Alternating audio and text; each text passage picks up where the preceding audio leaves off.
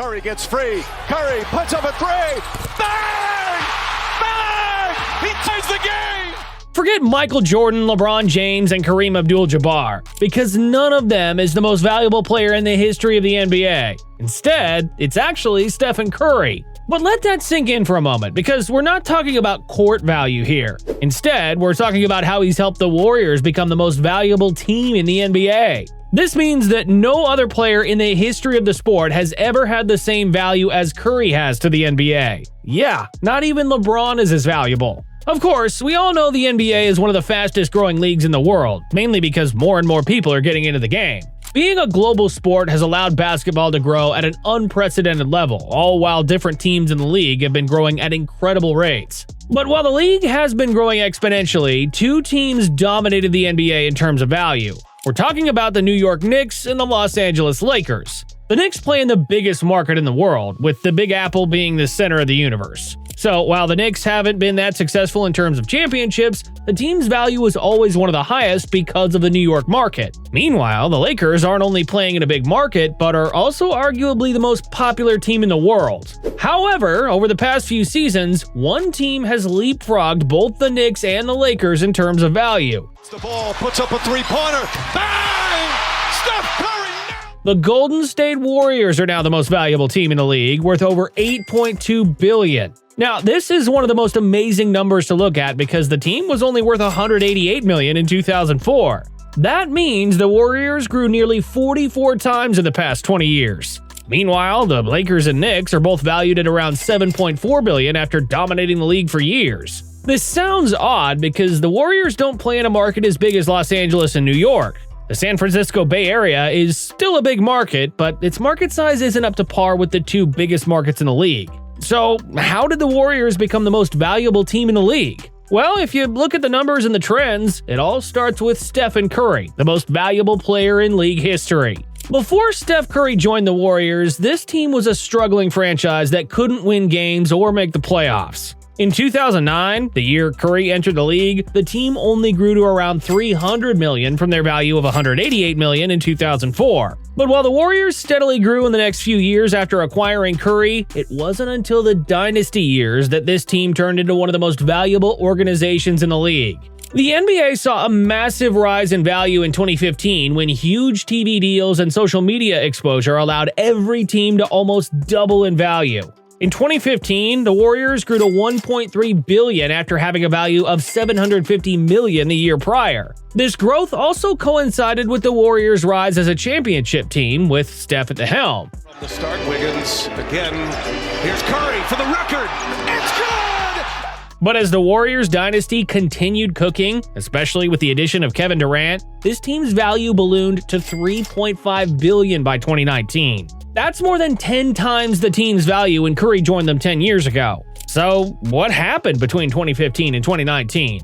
Well, Curry became the league's most popular star. Stephen Curry's performances and rise as one of the greatest superstars in the history of the league turned the Golden State Warriors into must-see TV. Everyone wanted to watch the Warriors because they wanted to see the world's greatest shooter hitting incredible three-pointers at a high rate. Whenever you see kids on the playground hitting three-pointers from a long distance, they shout Curry. Whenever you see young players idolizing someone in the NBA, hoping to become them when they grow up, it's always Steph Curry coming out of their mouths. Even fans from opposing arenas cheer whenever they see Curry hitting impossible shots. This is the kind of adoration you could only get from the late great Kobe Bryant. The rise of Curry as arguably the most valuable player in the league is due in large part to how fun he is to watch and how relatable he is. With all due respect to guys like Michael Jordan, LeBron James, and Kobe Bryant, they're not as relatable as Curry is. Everyone wants to be those players, but none of them can realistically be an athletic 6'6" superstar. Curry a three. He got it! On the other hand, someone of Curry's slight frame is easily the most inspiring player in the league because he makes people think you can dominate the NBA without being big and athletic. As long as you can hit three-pointers at the highest level, you can make it big in the league. He makes you want to say, if he can do it, I can do it. So, because of the media and fan attention the Warriors were getting because they have the most popular player in the world, it became easier for this team to find sponsors, earn more money, and sign deals that help the team's value go up. Of course, because the Warriors were winning a lot of games and securing championships from 2015 to 2019, they were getting a huge chunk of the NBA's overall revenue. But while the Warriors had a high value by the late 2010s, they were still behind the Knicks and the Lakers, who were still dominating the league in terms of franchise value.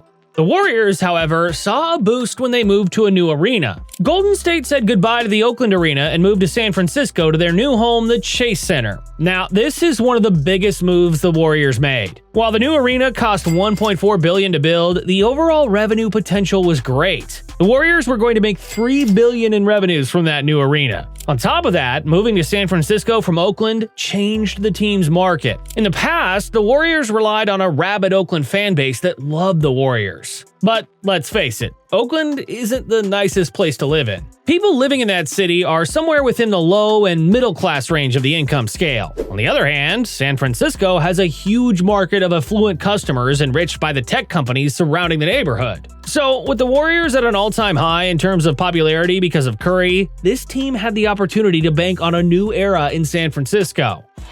Curry comes free, gets the ball, puts up a three-pointer. Bang! Steph Curry! In all likeliness, they wouldn't have been able to do this without Curry. The ownership group would have never gambled on an expensive and high-tech arena if they weren't sure they were going to profit out of it. They would have been stuck in Oakland right now if the Warriors didn't have a relatable superstar changing the game and making people tune into their games. So, from 2019 to 2021, the Warriors saw steady growth that banked on its new fan base, new TV deals, and lucrative sponsorships. Their jersey patch sponsor, Rakuten, is the highest paying jersey sponsor in the league at $45 million. But at the end of the day, Curry was still the one driving the growth upward. Curry returned from an injury during the 2020-21 season, and ticket sales soared with him putting up MVP numbers. But it wasn't until the 2021-22 season that the Warriors eventually found the traction to become the most valuable team in the league. Klay Thompson's return sparked more interest in the Warriors. Meanwhile, Curry was on his way to breaking the all-time three-point record. With people anticipating him breaking the record, arenas all over the league were filled to the brim waiting to see Steph making history. Of course, there was also the redemption run to the finals as the Warriors made a return to the championship round after 2 years of injuries prevented them from making the playoffs. And you know, they eventually secured their fourth title in the Curry era.